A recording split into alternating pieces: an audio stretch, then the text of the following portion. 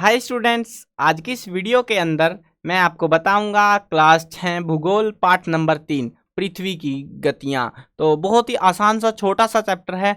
चलो शुरू करते हैं। मैं हूं अजय और आप देख रहे हैं CCL क्लास। देखो यहाँ पे जो है हमें दो चीज़ों के बारे में जानना पड़ेगा। पहले बेसिकली हमने चैप्टर 1 अगर नहीं पढ़ा है तो वो काम आएगा हमारे लिए अभी, क्योंकि हुआ क्या था चैप्टर 1 के अंदर वो बताता हूँ। उसके बाद में ये चैप्टर इजीली समझ आएगा। आप बोलोगे भाई हमने तीसरा चैप्टर देखना है, पहला चैप्टर क्यों बता रहे हो आपको? अरे पूरा चैप्टर नहीं करा रहा मैं, पूरा चैप्टर देखना है तो प्लेलिस्ट में जाके देखो। अभी जो है सिर्फ इस वीडियो में तो हम इसी चैप्टर की बात करेंगे, लेकिन उसमें से थोड़ा सा काम का है तो वो चुरा लाते हैं इधर से। तो अभी देखते हैं क्या है। ये है हमारा सूर्य। क्या है? सूर्य। अब ये जो सूर्य है इसके चारों तरफ पृथ्वी चक्कर लगा रही है। क्या लगा रही है? चक्कर लगा रही है। पृथ्वी दो तरीके से घूमती है। एक तो ऐसे खड़ी खड़ी, जैसे आप खड़े हो जाओ और ऐसे गोल गोल घूमना स्टार्ट कर दो। एक तो ऐसे घूमती है, और एक ऐसे बोल सकते हो कि जैसे रेसिंग का कोई ट्रैक होता है वैसे घूम रही होती है। तो पृथ्वी दो तरीके से घूमती है, एक खड़ी खड़ी घूमती है और एक ऐसे गोल चक्कर में घूमती है। जब वो एक ही जगह खड़ी खड़ी घूम रही होती है, एक जगह खड़ी खड़ी जब घूम रही होती है उसको हम बुलाते हैं घूर्णन, और जब वो पूरा मैदान का चक्कर लगा के आती है उसको हम बुलाते हैं परिक्रमण। ये तो रही आसान भाषा में इन शब्दों की काम की जानकारी, क्योंकि यही है इस चैप्टर में, ज़्यादा कुछ है नहीं। ठीक है, अब यहाँ पे देखते हैं तो यहाँ पे बहुत आसानी से हम समझेंगे कि पृथ्वी का अपने अक्ष पर, अब किताबी भाषा भी बतानी पड़ती है, पृथ्वी का अपने अक्ष पर घूमना उसको घूर्णन कहते हैं। और पृथ्वी सूर्य के चारों ओर पृथ्वी चक्कर लगाती है एक स्थिर कक्ष में, उसको हम परिक्रमण कहते हैं। यानी कि सूर्य का चक्कर को परिक्रमण और अपनी जगह पे खुद घूमना उसको घूर्णन कहते हैं। अब यहाँ पे ये चीज तो ठीक है, यहाँ तक तो ठीक है सारा मामला, लेकिन पृथ्वी का अक्ष जो है एक काल्पनिक रेखा है। हमने पिछले चैप्टर में जाना था, ये दूसरे वाले चैप्टर में, कि पृथ्वी का अक्ष जो है ना वो ऐसे हमने एक ग्लोब सी बनाई हुई थी। उसमें अगर चैप्टर की वीडियो नहीं देखी वो देख लेना। यहाँ पे एक ग्लोब सी है शुरुआत में, और यहाँ पे दो सुइयों ने उसको टेढ़ा सा लटका रखा था। अब उसमें उस जिसको हम ग्लोब का नाम दे रखा था, तो इसके अंदर जो है यहाँ पे इनको हम बुला रहे थे, इन बिंदुओं को जिनसे वो ग्लोब लटकी हुई थी उनको अक्ष बुला रहे थे। लेकिन ये अक्ष तो असल में है ही नहीं कुछ। तो अभी जो है ये जो है एक काल्पनिक रेखा होती है जो इसके कक्षीय सतह से 66 से 1/2 डिग्री का कोण बनाती है। यानी कि सीधे के बजाय ये थोड़ा टेढ़ी होती है, जिसको हम 66 से 1/2 डिग्री का कोण बना देती है ये। अब इसको आसानी से समझने के लिए हम ये डायग्राम देखेंगे जिसमें समझ आएगा। देखो हम पृथ्वी को ले रहे हैं सीधा, वो जो है अक्ष है, जो ध्रुव है, उत्तरी ध्रुव ऐसे तो लटकी हुई थी उसमें उसमें बस ये ऐसे लगा दिया, और उसके बाद में यहाँ पे एक डंडा लगा दिया। ऐसे वाला तो था वो, इस पे लटका रखी थी पृथ्वी ऐसे बेचारी। अब इसमें जो है ऐसे टेढ़ी घूमी हुई है। हम अगर इसको सीधा लेते, सीधा तो यहाँ से लेते, तो अभी उसके हिसाब से अगर देखा जाए तो ये जो कोण बन रहा है हमारा, ये कोण बनता है 66 सही 1/2 डिग्री का। तो ये पृथ्वी उतनी झुकी हुई है उसके हिसाब से, मतलब इतनी झुकने के बावजूद ये घूम रही है। कमाल ही है ना। आप सोचोगे गोल गोल क्यों नहीं घूम के भाग जाती है। अब 66 से 1/2 डिग्री का कोण बना देती है। वह समतल जो कक्ष के द्वारा बनाया जाता है उसको हम बोलते हैं कक्षीय समतल। पहले समतल ये था, लेकिन असल में तो समतल मतलब ये होना चाहिए था समतल, लेकिन बन तो ऐसे वाला रहा है यहाँ पे, है ना। तो इसको हम क्या बुलाते हैं? कक्षीय समतल बुलाते हैं। ग्लोब पर वह वृत्त जो दिन तथा रात को विभाजित करता है उसे परिदीप्त वृत्त कहा जाता है। क्या कहा जाता है उसको? परिदीप्त वृत्त। अब इसको समझने के लिए हम फिर से एक फोटो देख लेते हैं। फोटो देखना भी आसान है। देखो सूर्य है इस तरीके से, सूर्य बहुत बड़ा है, उसकी धूप आ रही है, प्रकाश आ रहा है इधर वाली साइड में। पृथ्वी झुकी हुई है, ये ध्रुव उत्तर वाला है, ये वाला दक्षिण वाला है। लेकिन सूर्य ये थोड़ी ना पूछ रहा है कि पृथ्वी तू झुक क्यों रही है। वो तो सीधा सीधा पूछेगा कि धूप कहाँ कहाँ फेंकनी है। जहां जहां सामने मुंह खड़ा दिखाएगी पृथ्वी, वहां वहां वो धूप को पहुंचा देगा। अब ये सारी धूप जो है आधे हिस्से पे आती है, आधे हिस्से पे, इस वाले हिस्से पे आ गई, इस वाले हिस्से पे नहीं आती। जिस वाले हिस्से पे धूप आती है वहां पे हो जाता है दिन। क्या हो जाता है वहां पे? दिन। और जहां पे धूप नहीं आती, प्रकाश नहीं आता, वहां पे हो जाती है रात। है ना, बहुत ही आसान सी बात। अब देखते हैं आगे। दिन और रात समझ में आ गया आपको। लेकिन ये जो है ना पृथ्वी दो तरीके से घूमती है, मतलब कि ऐसे पृथ्वी सूरज के चारों तरफ घूमेगी, लेकिन ये खुद भी तो घूम रही है ऐसे गोल गोल। ये जो है पृथ्वी पश्चिम से, ये चीज ध्यान रखना, पेपर में आई हुई है कई बार, ये जो है पश्चिम से लेके पूर्व की तरफ में घूमती है। मतलब कि चक्कर पूछा जाता है कि पृथ्वी का घूर्णन किस दिशा में होता है, तो वो ऐसे होता है। कैसे? ऐसे होता है, यानी कि इधर वाली साइड से इधर वाली साइड ऐसे गोल चक्कर लगा रही है वो अपने अक्ष पे, और साथ में सूर्य का चक्कर भी इसी हिसाब से वो लगाती जाती है। ठीक है, अब देखते हैं आगे। आगे हमको क्या मिलता है नया खासा। अब बताया जा रहा है हमको कि पृथ्वी की दूसरी गति जो सूर्य के चारों ओर कक्ष में होती है उसे परिक्रमण कहा जाता है, जो कि मैंने आपको ऑलरेडी समझा दिया था। पृथ्वी एक साल में 365 सही 1/4 दिन में सूर्य का एक चक्कर लगाती है, यानी कि ये है हमारा सूर्य और ये जो है पृथ्वी ऐसे गोल घूम के यहीं से स्टार्ट हो रही है, मान लो। ठीक है, यहीं से घूम के पूरा ऐसे यहीं पे आना है, तो इसको लगेंगे 365 दिन और 1/4 दिन फालतू, मतलब 1/4 दिन का मतलब है कि 365 दिन और 6 घंटे।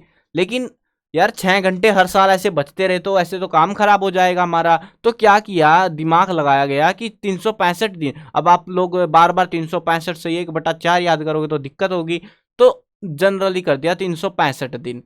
ठीक है, लेकिन एक बार 4 साल में एक बार जो है 366 दिन होते हैं। अब उस साल को कहा जाता है लीप वर्ष। क्या कहते हैं उस साल को? लीप वर्ष कहा जाता है। क्यों कहा जाता है? क्योंकि उसमें एक दिन ज्यादा होता है, यानी कि 65 में एक जोड़ तो 66, तो इस वाले साल में 366 दिन होते हैं। लेकिन आपने सोचा यार 366 दिन होंगे कब, तो वो होते हैं फरवरी के महीने में। फरवरी के महीने में 28 दिन होते हैं 3 साल। लेकिन एक साल मतलब चौथे साल जो है उसमें 29 दिन कर दिए जाते हैं, जिस साल में फरवरी के महीने में 29 दिन होते हैं उसको हम बुलाते हैं लीप वर्ष।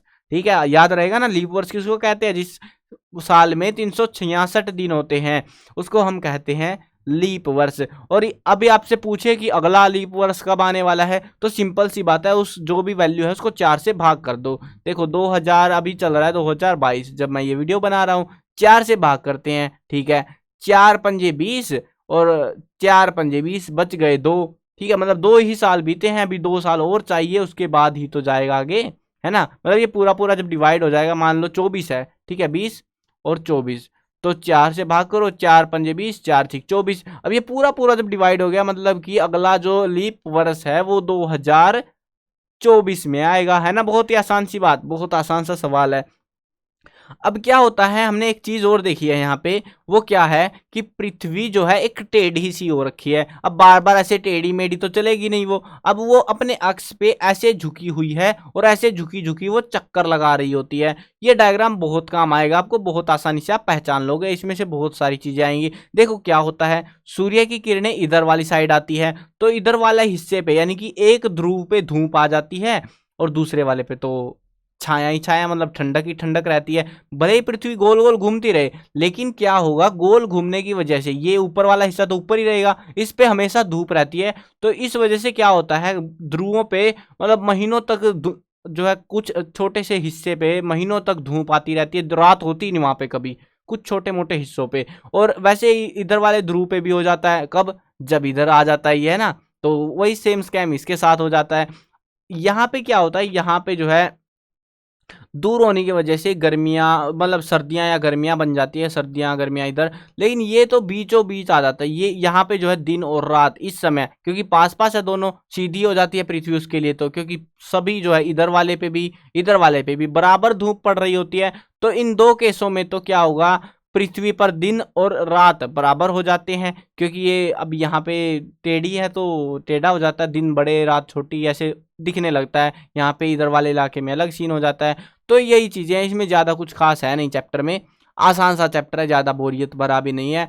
लास्ट टॉपिक है, देख लेते हैं इनको भी। देखो अभी जो है 21 जून की बात करें, 21 जून इस तारीख को जो है उत्तरी गोलार्ध सूर्य की तरफ झुका होता है। गोलार्ध समझते हो ना, उत्तरी गोलार्ध यानी हमने जो है पिछले चैप्टर में पढ़ा था, पृथ्वी को 2 हिस्सों में काट दो ऐसे, उत्तर वाला हिस्सा उत्तरी गोलार्ध अक्षांश के हिसाब से काटा गया यहाँ पे विषुवत वृत्त के नाम पे, तो नीचे वाला दक्षिणी गोलार्ध। अब 21 जून को उत्तरी गोलार्ध सूर्य की तरफ झुका हुआ होता है, यानी कि ऐसा कुछ होता है, सूर्य जो है ना, सूर्य के हिसाब से डायग्राम देखोगे ऐसा कुछ होता है।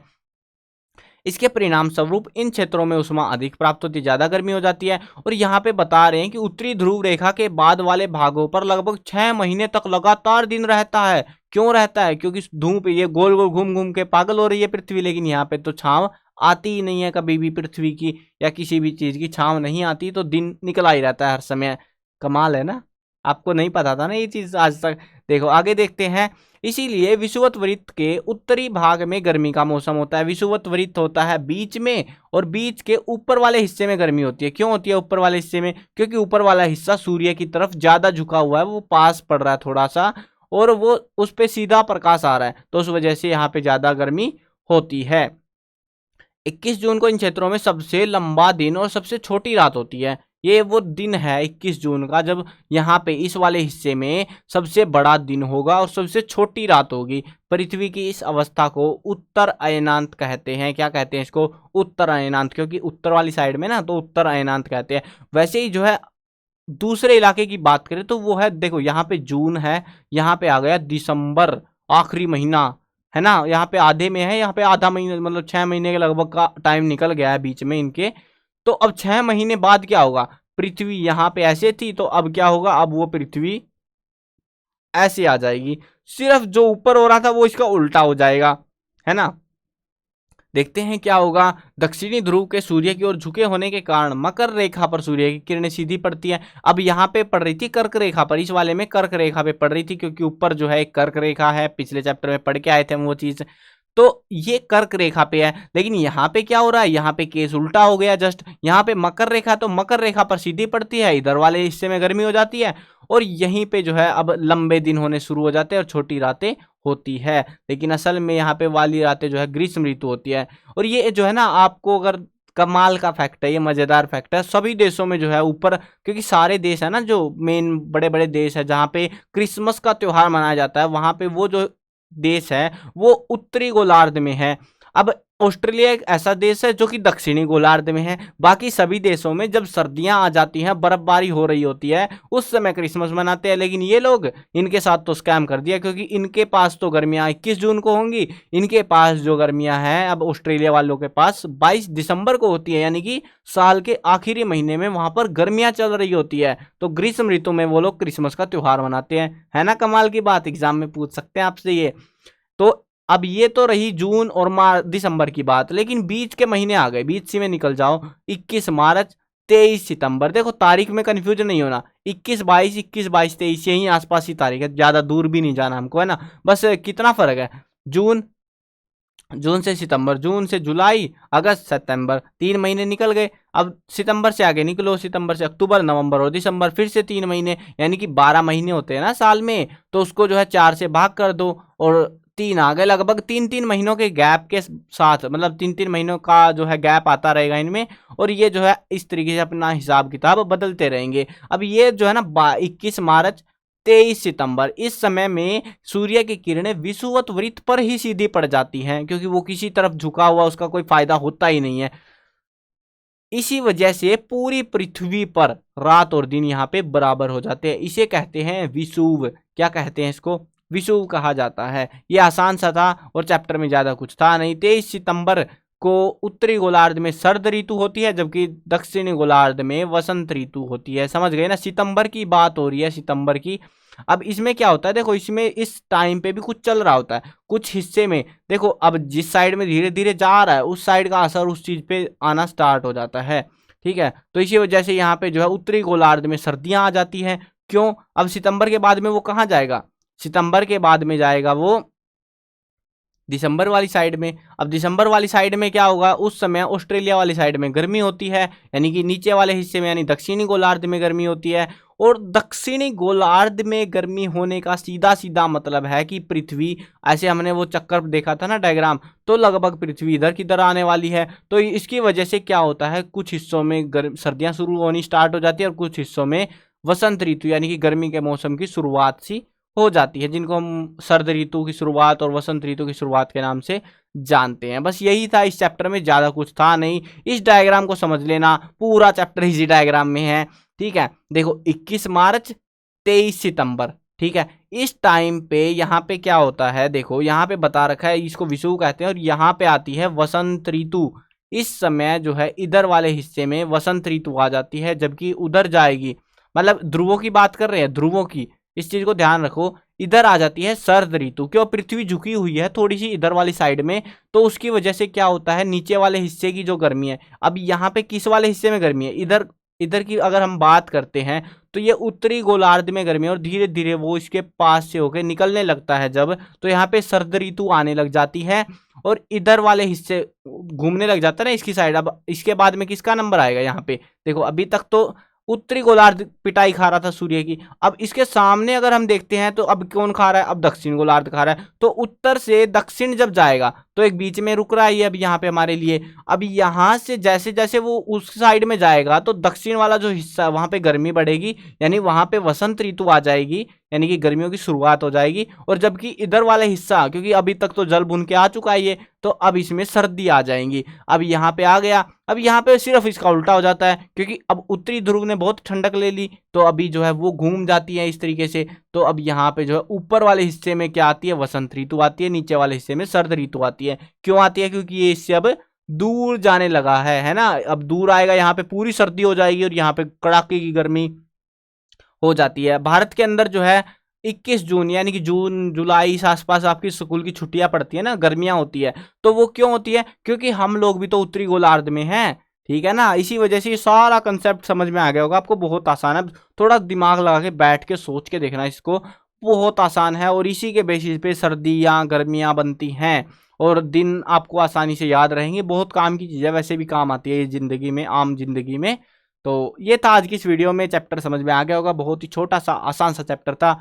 चलो मिलते हैं एक नई वीडियो में। और हाँ, एक काम की चीज़ बता देता हूँ, cclchapter.com के ऊपर जो है आपको कंप्लीट 6th क्लास के मतलब सारी किताबों के जो है आपको नोट्स मिल जाएंगे, अभ्यास के प्रश्न उत्तर, महत्वपूर्ण प्रश्न उत्तर, MCQs, बहुत सारी चीज़ें मिल जाएंगी। तो वेबसाइट पे जाके विजिट करके देख लेना। लिंक मैं डिस्क्रिप्शन में इस बुक के जो भी सॉल्यूशन है उनको प्रोवाइड करा दूंगा आपके लिए। CCL चैप्टर गूगल पे सर्च मारना, मिल जाएगी आपको ऊपर ही, ठीक है ना। तो वहाँ पे जरूर से विजिट करना। चैनल पर नए हो तो चैनल को सब्सक्राइब कर लेना। मिलते हैं आपको एक नई और मज़ेदार वीडियो के साथ में।